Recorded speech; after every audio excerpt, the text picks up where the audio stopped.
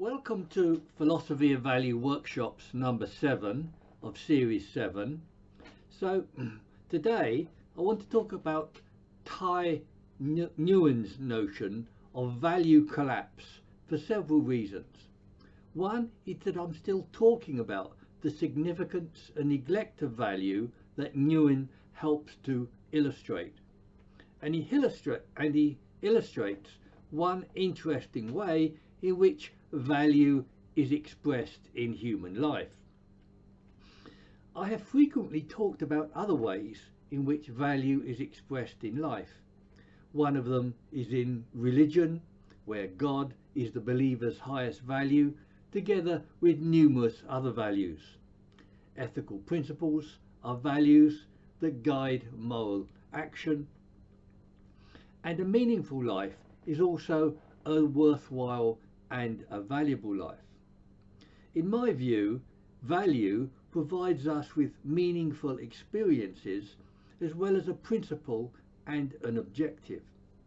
That is, experiences like goodwill, magnanimity, self-esteem and patience are inherently worthwhile. And these embody the pursuit of value, the value of value, and the will to value as a principle of value. And these lead to an objective as a quality, an independence, and a sufficiency of value. Nguyen presents us with a number of value concepts that express some aspects of these ideas.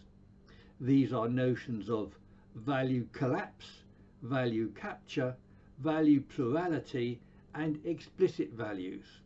I will discuss these concepts shortly. Yet we can first note that such notions as value collapse and value capture are ways in which we apprehend the world. So we could also discuss these states in cognitive terms of perception and apprehension. But Nguyen doesn't do this because they are kinds of attention and choices which involve value. So this analysis itself is already a significant appreciation of value in our lives. But it's important to note aspects of value that Nguyen doesn't cover, and that's why his work is an introduction. He doesn't attempt to answer the question of what is the character or nature of value. Neither does he suggest where value fits in the pantheon of human experience of consciousness. And he doesn't suggest that value might be a principle or an objective of human life. I also want to draw your attention to Nguyen's method of presentation. He gives many examples and illustrations to make his points. And this is consistent with the phenomenological method by description. But he doesn't discuss the underlying philosophical principles and problems of his ideas.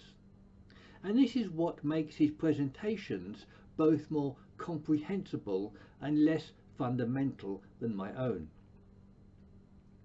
Nguyen begins his explanation of value collapse with the example of computer games, or indeed any games.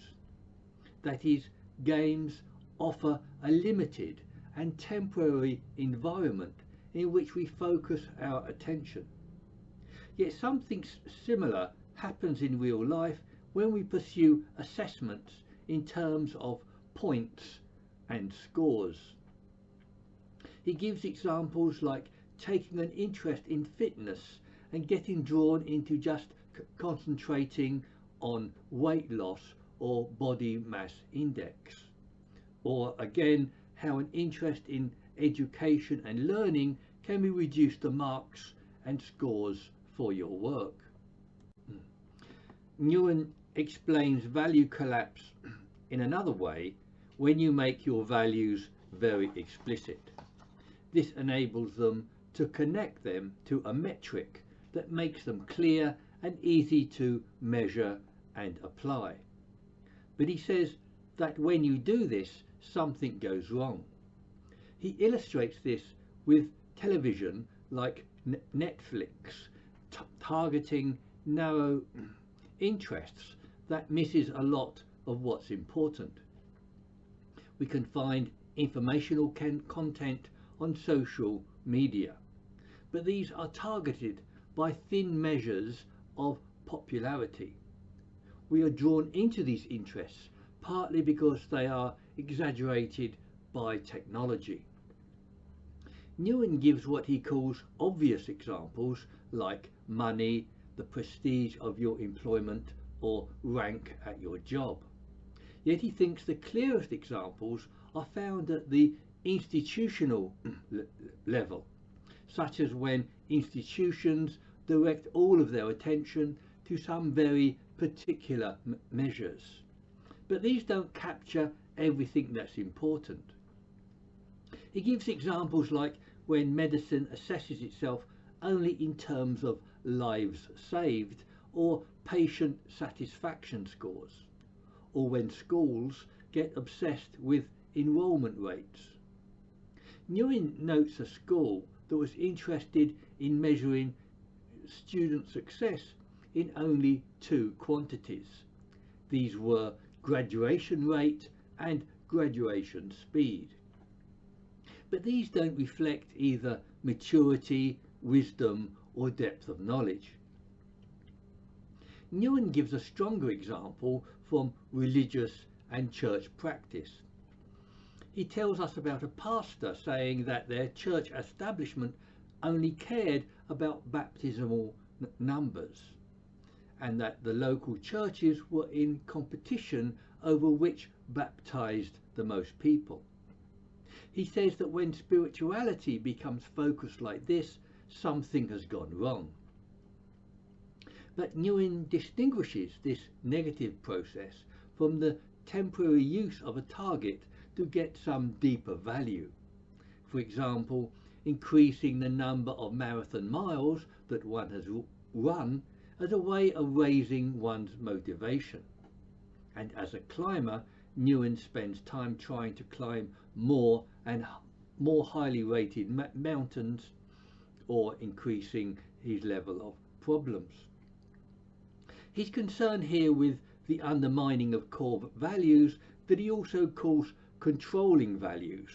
That is, when core values become extremely explicit and drive one's life into a narrower path. He suggests that we should step back and look at things from a larger perspective and ask whether the objective at hand is making one's life go better. But we should note that Nguyen isn't talking about whether such core values are right or good. I myself am interested in whether core values are right or good, but this isn't what Nguyen is trying to do. He's concerned about the adverse effects of quantification and of making core values explicit. In this way, his concerns are quite practical and pragmatic, as might be expected in the US. Yet Nguyen's basic argument is that our values drive our attention, and that highly explicit values place boundaries on our intention. They tell you what's inside the boundary is worth paying attention to, and what's outside the boundary is not. This narrows attention, which encourages close-mindedness about value. Moreover, it puts you in a closed relationship to the world where you're not looking for open or new values. That is, it locks you into whatever conceptions of value you have. Nguyen describes this negative aspect of value attention as value capture. Value capture is when rich and subtle values are presented in a simplified manner, and such simplified values come to dominate our thinking. He again gives the example of going to school for an education and getting obsessed with marks. His own experience is studying philosophy out of a love of wisdom and knowledge but getting obsessed with publication ranking and the status of the journals that he published in. Philosophers are supposed to be more concerned about wisdom, but are also subject to value capture, or churches become over-concerned with the numbers of people baptized, and educational departments can be captured by the importance of student satisfaction scores. One of Nguyen's favourite books on this subject, on this aspect of education, is Estlin and Suda's Engines of Anxiety.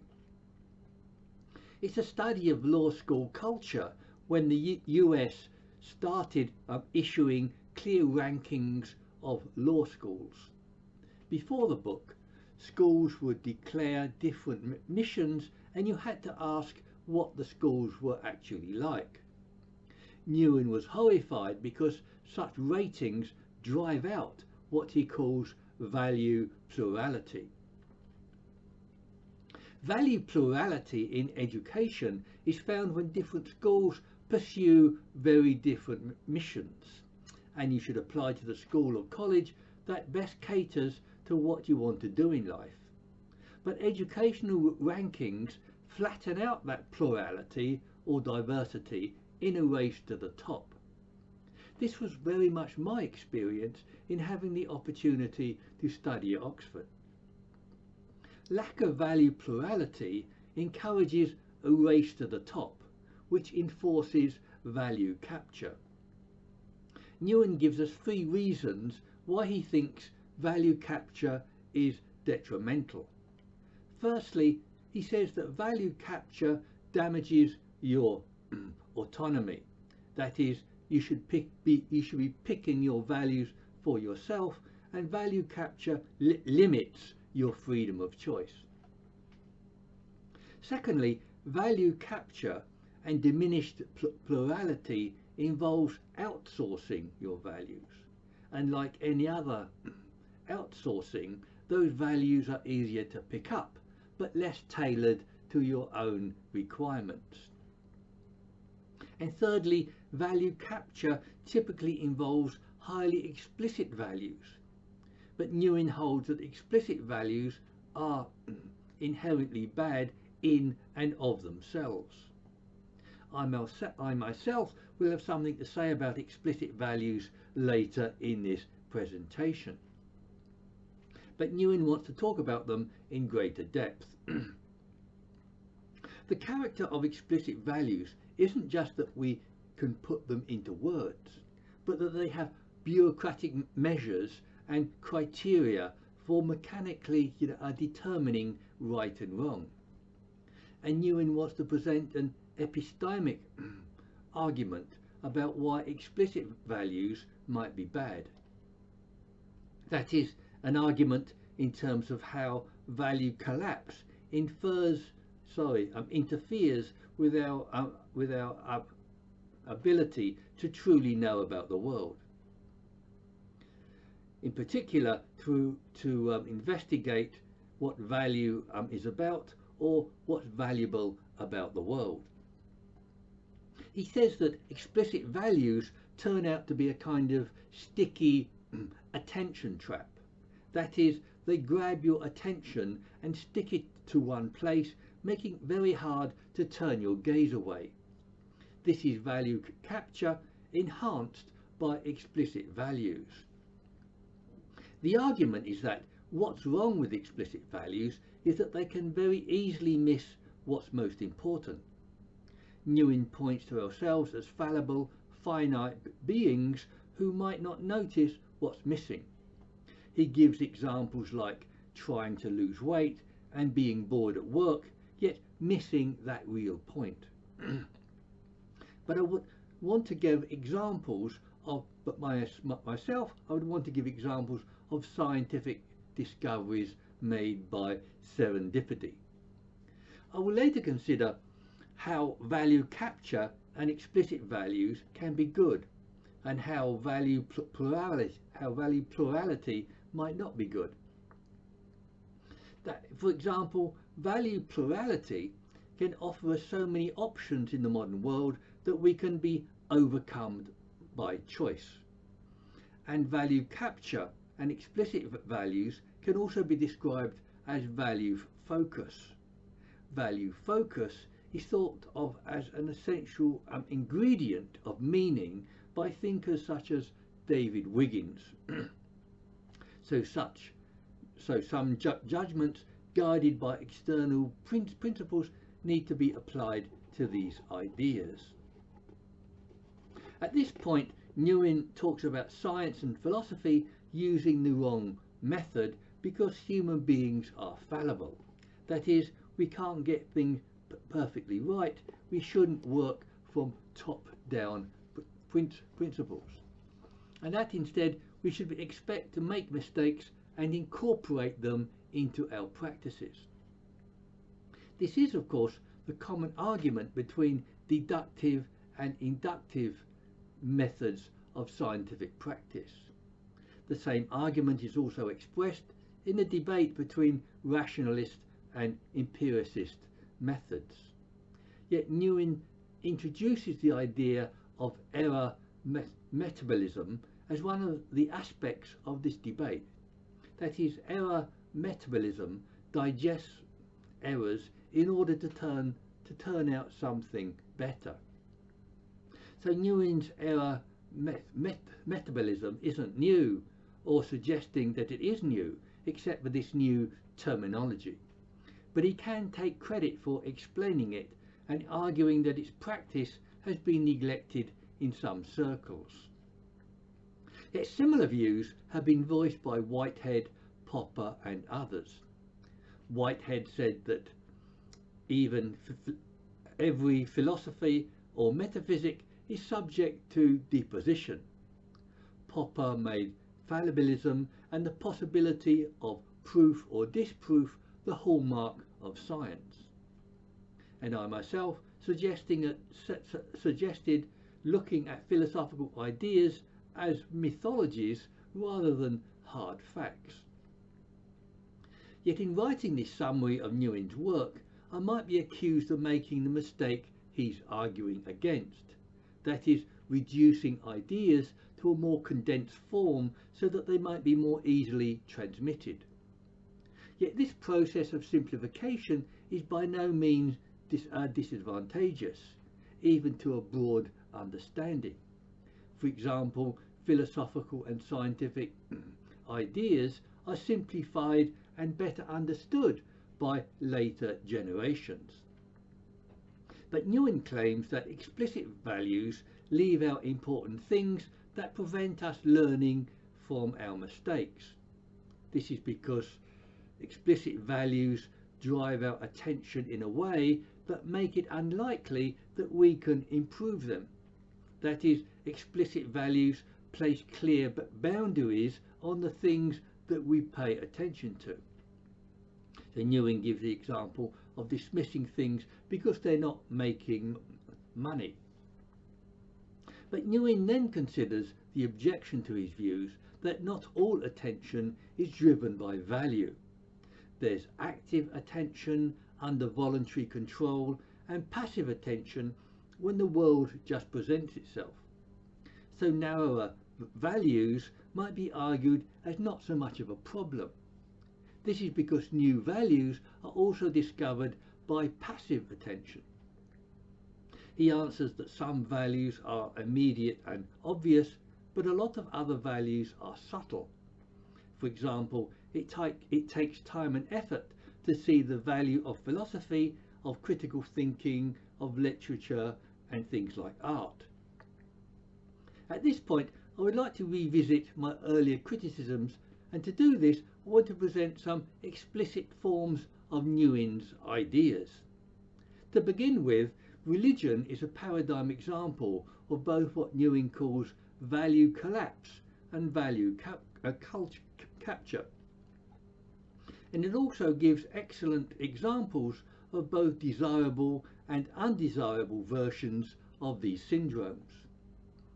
Religion and belief in God enable the attainment of value states and understanding not possible without them, but they also encourage dogma and fanaticism that are contrary to original spiritual attitudes. On the positive side, faith and belief in God brings values and beliefs together into a single unified perspective. We could expect this integration to produce tremendous intellectual and psychological satisfaction. And it's an open question whether such could be attained without such a value focus. It even seems inappropriate to call such a religious value focus a value collapse. So we can reiterate Wiggins' requirement here of value focus as essential to meaning. Yet moving from monotheism to polytheism, we also move from value collapse to value focus and value plurality. The gods of polytheism reflect particular values which take on more human-like attributes. Gods embody features and represent particular values such as war, death, life, love, or wealth. Hume gives us a vacillation theory between the advantages of monotheism and polytheism. Yet the negative aspects of the power of religious belief are all too apparent. Christopher Hitchens expresses this negative aspect of faith in the idea of why good people do bad things. And the failure of value collapse can also be seen in dogma, intransigence, and fanaticism. Another decline can be seen in a movement from spirituality to religion and into ideology. But something else can happen here. That is not just a disenchantment with the world, but with religion itself, a disenchantment with religion itself. That is, all beliefs such as in God and heaven can remain intact, but they can cease to have the same value. Their previous ability to light up the world is dimmed, and life is slowly drained of meaning. What has happened here? What has changed? The facts remain the same, but their meaning has changed. Their meaning has changed because their content of understanding has changed. Religious beliefs are now evaluated in the same mundane context as scientific facts, and the impressions of one's youth look different with the maturity of later years. To answer what has happened in this demystification or disenchantment, we need to look at the fundamental principles at work. And to do this, we can continue to refer to Nguyen's ideas as well as to my own. The notions of both truth and the moral good make inescapable claims on us, yet they are indefinable and inexplicit. We can redefine them, but even our own interpretations of truth and good presuppose that we need them. And in this way, the character of the truth and the good is fundamental to human experience. Yet they are inexplicit and indefinable in ways alluding to Nguyen and other philosophers. Firstly, Kant defined truth not as a constitutive but a regulative concept that guides rather than determines. Karl Popper defined truth as a regulative idea as it is unknowable, yet offers criteria of falsehood. And McDowell, Nagel and Williams criticized the idea of an absolute conception of the world. The outcome of this thinking is that truth isn't presuppositional or an absolute objective. There is no final theory of truth, nor a definitive conception of any truth. And in Nguyen's terms, truth is thereby an inexplicit value. Similarly, one aspect of More's naturalistic fallacy was that the moral good cannot ever be adequately defined.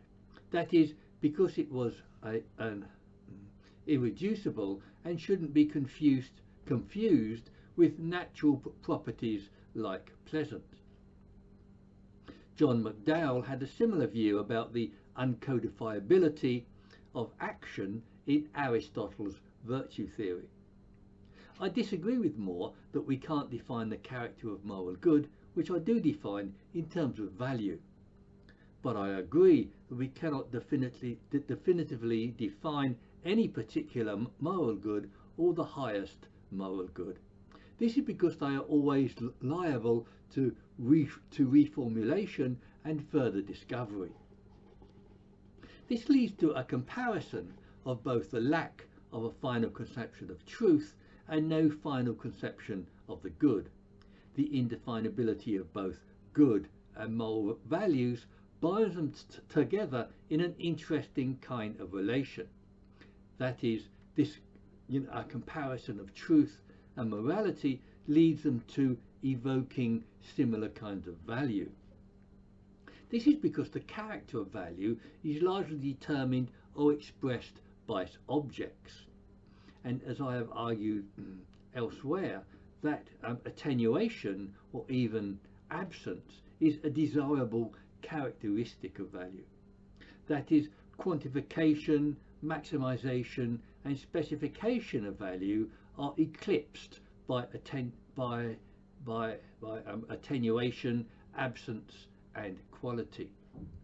That is, on this view, refinement of value are produced by absent or inexplicit objects of value, and these turn out to be the qualities advocated by Nguyen's pragmatic assessments of value.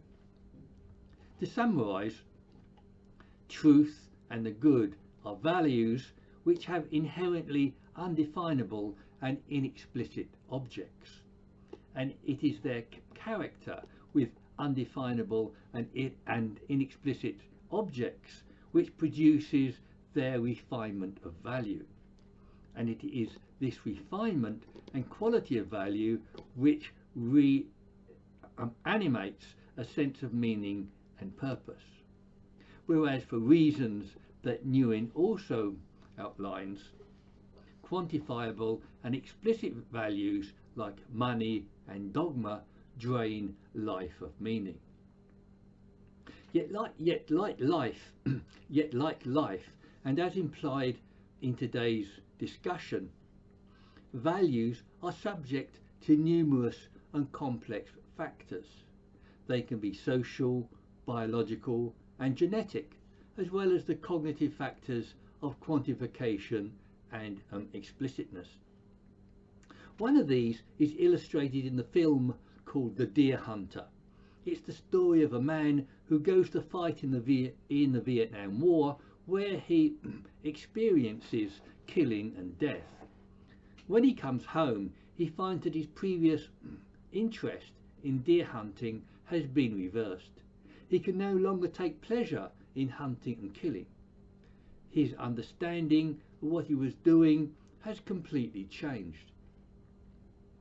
A similar story can be told about the earlier mentioned religious belief. In one context, religious belief in God and life after death lights up the believer's world. But in a modern world, religious belief can no longer be held with the same certainty and significance. Psychological states replace transcendence, and happiness in this life replaces happiness in the next. So what can be done? We cannot return either to a past youth or to a past world of religious belief. Nguyen recommends that we pay attention to value collapse, value capture and explicit values.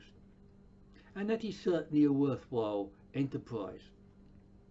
But in my view, we really need to understand the inherent character of value and then act accordingly. So the above is already a conclusion, but against the crux of what has been said, we can summarize the main points. Yet in line with the practical recommendations of this paper to adopt a broad approach, I would also recommend listening to Nguyen's podcast that has more breadth than my account. This then is an endorsement of Nguyen's warnings about value collapse in reducing things to simpler forms. A lot of his examples are about social media and simplified institutional values. Yet we can add watching YouTube podcasts instead of reading books. Here again, you get the impression of understanding, but both lack depth and subtlety. Value capture is another way of presenting an old problem that may have got worse in the modern world. That is, some things are very attractive or tempting in an older language, but lead us away from core values. Nguyen says that this is undesirable in itself, but he doesn't tell us what our core value should be. And this is a question that I begin to answer here and elsewhere more fully. And given that value collapse, value capture and value plurality and explicit values can be regarded in either a positive or negative light, a more fundamental approach to principles of value is also required, and that is what I'm doing in this and my other research. Yet I also want to apply Nguyen's ideas to my own philosophical thinking. That is, it's seductive to simplify an unlimited philosophical inquiry into more manageable topics. These are topics like theory of mind or establishing a value imperative. Such simplified topics are more attractive and easier for people to understand, but they draw me away from the more amorphous questions of human existence that I'm really concerned with. So let me have your criticism and comments at the meeting or on the meetup or YouTube internet pages.